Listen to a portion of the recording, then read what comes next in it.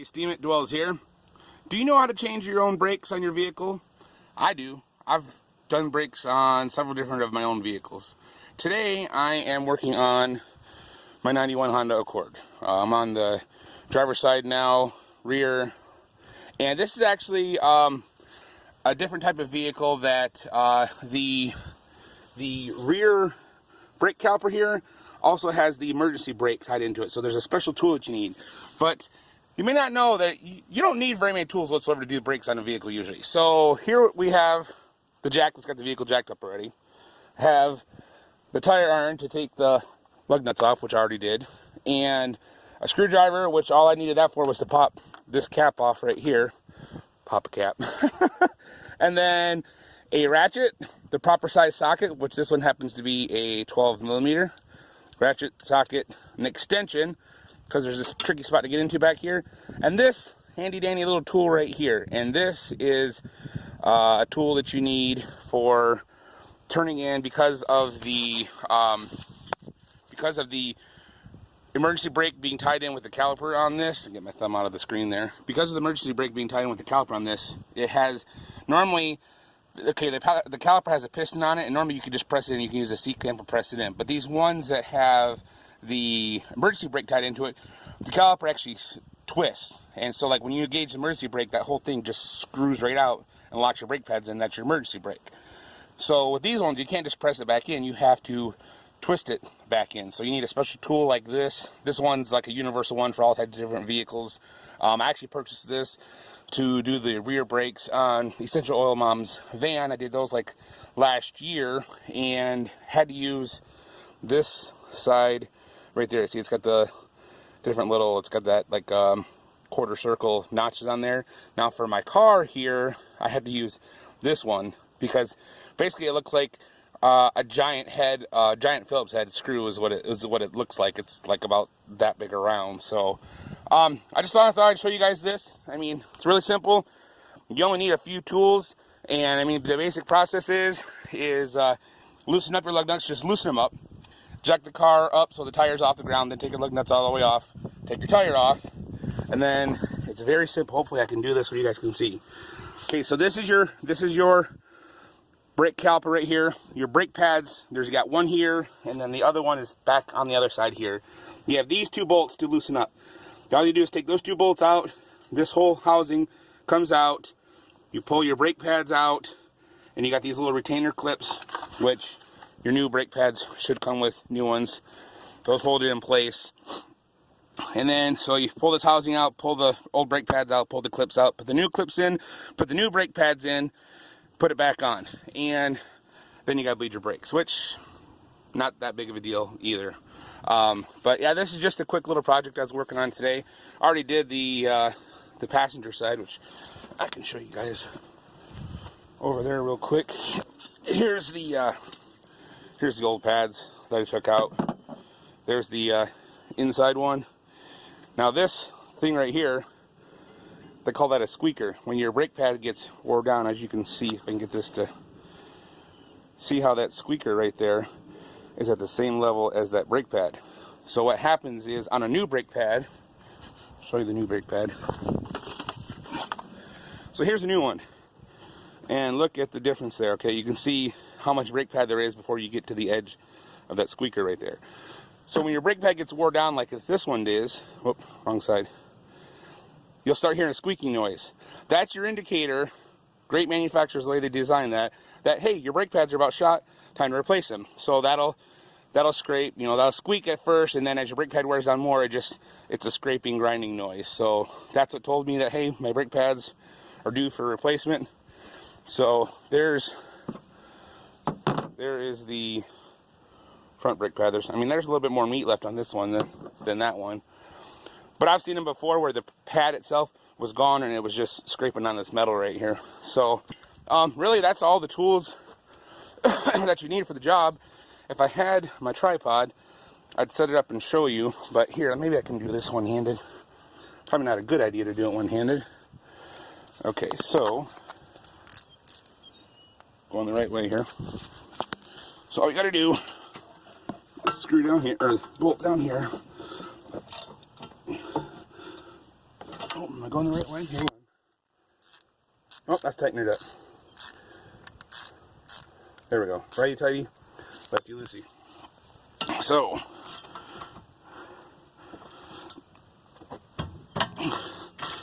break that one loose. You know, you don't want to turn it all the way out because you still got to break this one loose up here. And this one's in a funny little, well, maybe I can get that. Nope, see now it's at an angle. Can't do that. So what I got to do then is put this extension on like this with the socket. And then, oh, gotta do this first. Put this through.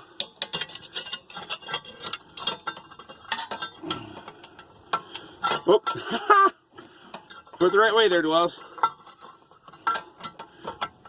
Okay, so, and there it goes. Well, oh, accidentally paused it when I dropped the phone. So what I'm going to do, I'm going to lay you guys right there just like that so you can see. Okay, so what I got to do is I got this bottom one loosened up here. And I got to get this, you can't see that, but there's this. This is the housing for the emergency brake. This is the brake line come up. I have to get this ratchet in between there because I can't find my 12 millimeter. If I had a 12 millimeter wrench, box end wrench, I would just put that sucker on here. But I can't seem to find mine, so I'm stuck using a ratchet. So put that on there. Put the end on. And turn it loose. Simple as that.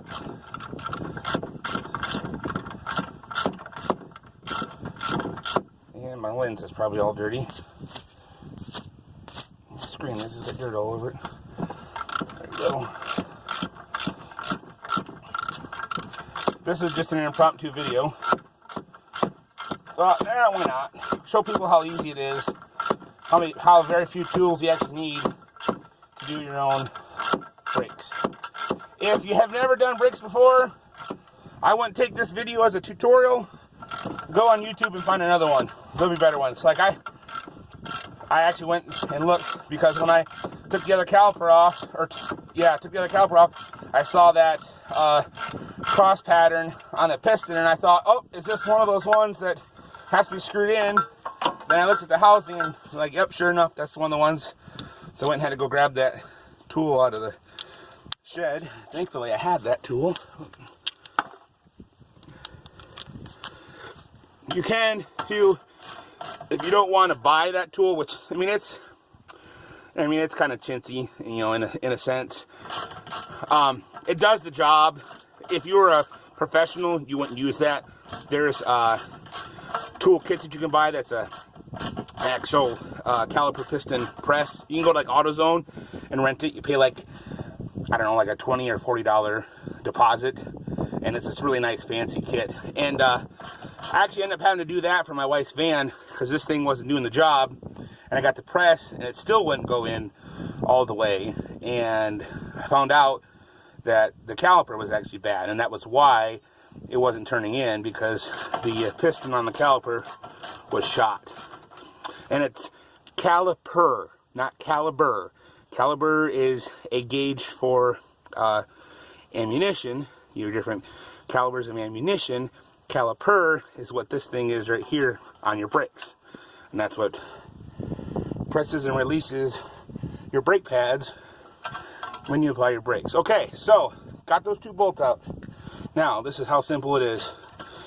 This whole thing just pulls out like that, and I just sit it right there on that frame, just like that. And that's just a regular shim. Oh, I left the screwdriver on the other side.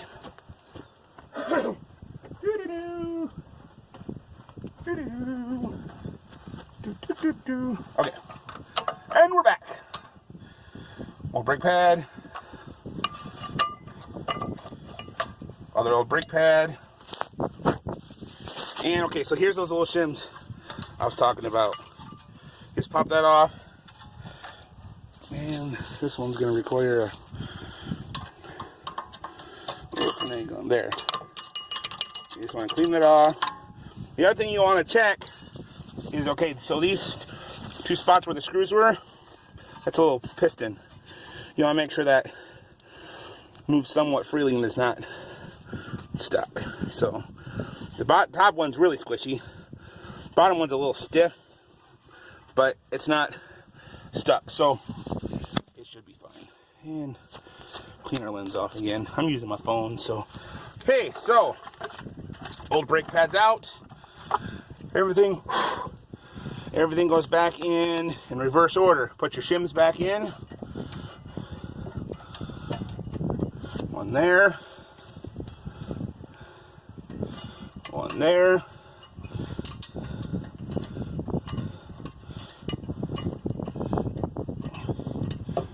Just like that. Brake pads, new brake pads. Where's... Oh, I left the one on top. Make sure you look at your old brake pads when you pull them out. Make sure you put the right one back in, because when you buy a set, like for these ones with the squeaker, there's a specific one for each side. So I had to look at the old one I pulled out, make sure I grabbed the one for the right side. So you just put the rear one in. Sometimes you can go in from the front. Sometimes you have to go in from the side. The other side didn't fight me at all. And of course, since I'm recording this one, it's going to fight me. Get in there. Oh, it went flying.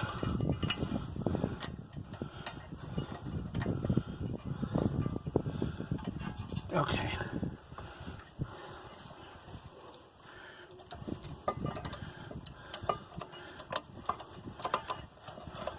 Mobile Joe's probably watching this going, dude, you're doing it the hard way. I know, I always do things the hard way.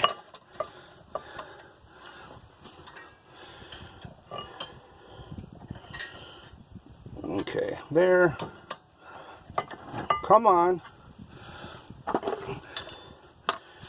all this crap out of the way. Let's do the front one. See, look how easy the front one slides in. Boom, just like that. Rear one's going to take some finagling. Get all this. Oh, you know what? Oh, wait, never mind. Still got to turn the caliper in. That's not what's fighting me. This little flange here is fighting me.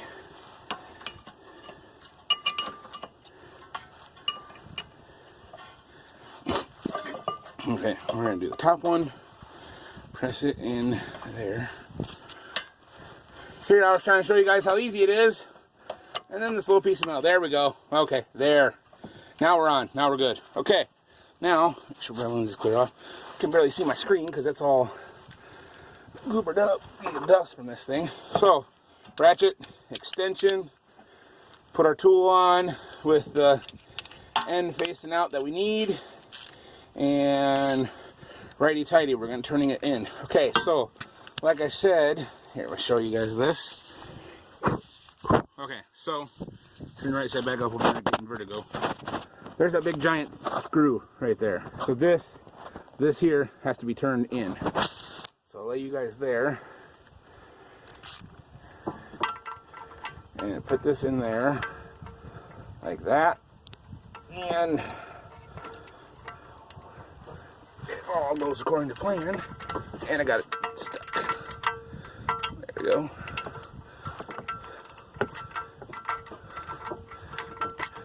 You guys are watching this going, I'm never going to attempt to do my own brakes. Oh, my ratchet got turned the wrong way. No, really, honestly, once you've done it a time or two, it's not that hard. And you save yourself a lot of money doing it yourself. This tool, when I bought it, now if you got your own tools, it makes it that much, more affordable. If you don't got your own tools, you gotta buy your own tools to do this, then yeah, the first time it's gonna cost you more than if you paid somebody to do it. But if you have your own tools, which if you're a guy, you should have your own tools. Just my personal opinion. But I had to go buy this, this little cube for turning this in the first time. It was like 10, 12 bucks, I think. Maybe it was 20 bucks at O'Reilly's.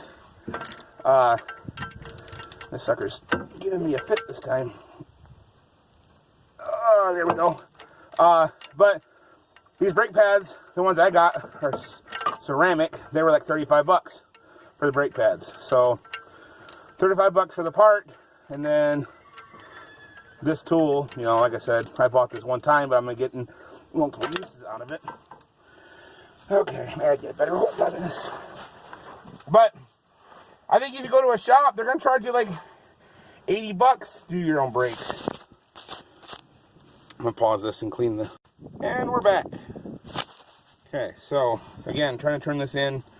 But like I was saying, if you got your own tools, save yourself some money and do it yourself. So let's see if I can get this sucker turned in here if I stop talking and concentrate on what I'm doing. Oh.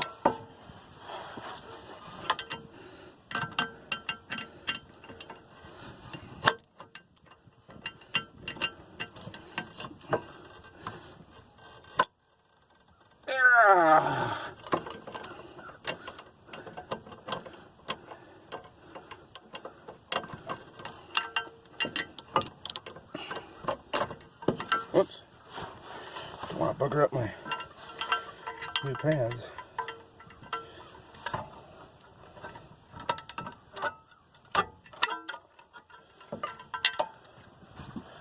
There's got to be a better way to hold this thing.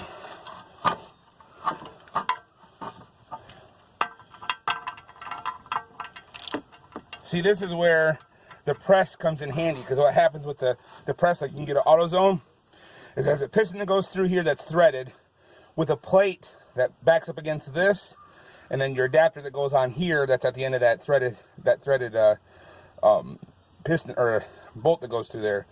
So the plate backs up against this, and then you just keep twisting, and it's holding pressure against this, so it causes this to twist in and go in. It's really easy compared to doing this here. So all I got to do is get this turned in so it'll get past the brake pads, and then put it back in, and I'm done.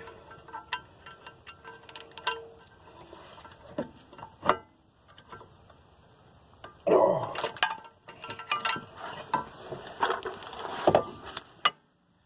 That's not good on your brake line. Let it hang like that. Let's see. Okay, I'm gonna pause you guys until I get this done. You don't need to keep watching me do this. And we're back. It only took like another minute longer. Got that turned back in. So now, make sure your brake pads are in all the way. Slide that back in. Like that. Oh. Shim. Oh, that shim came off the back side. This came off of there. Glad I caught that. Like that.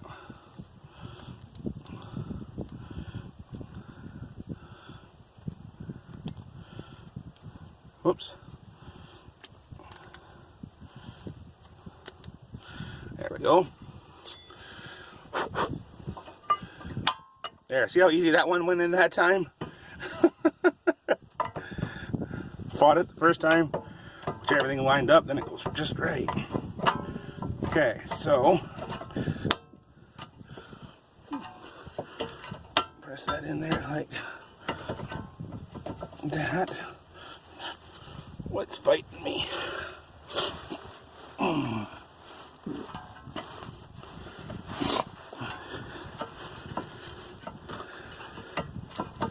If I not have it turned in, I might need to go in just a smidgen more.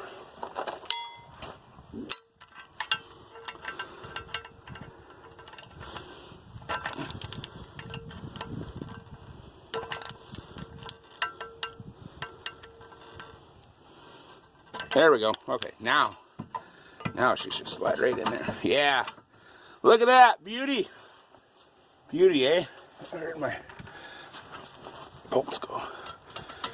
Okay. Put one in there.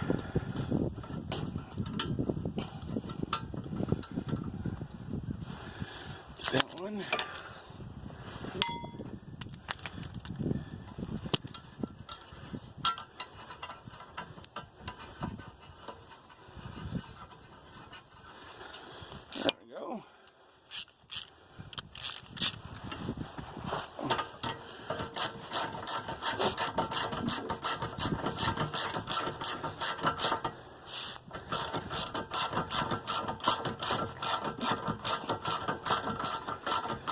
Get that one tightened down until it just touches the body, and then do the same thing with the top one. Get that on there.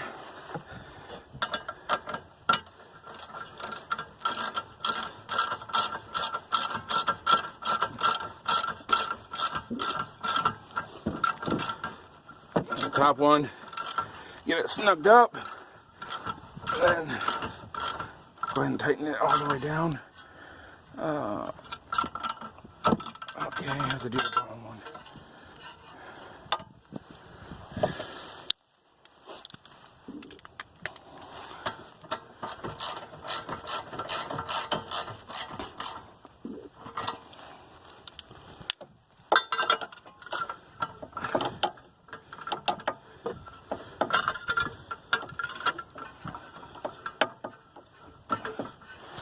Get on there. There we go.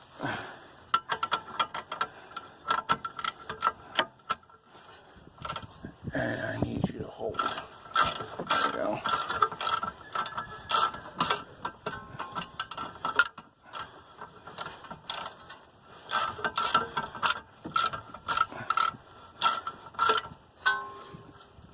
And tighten that down.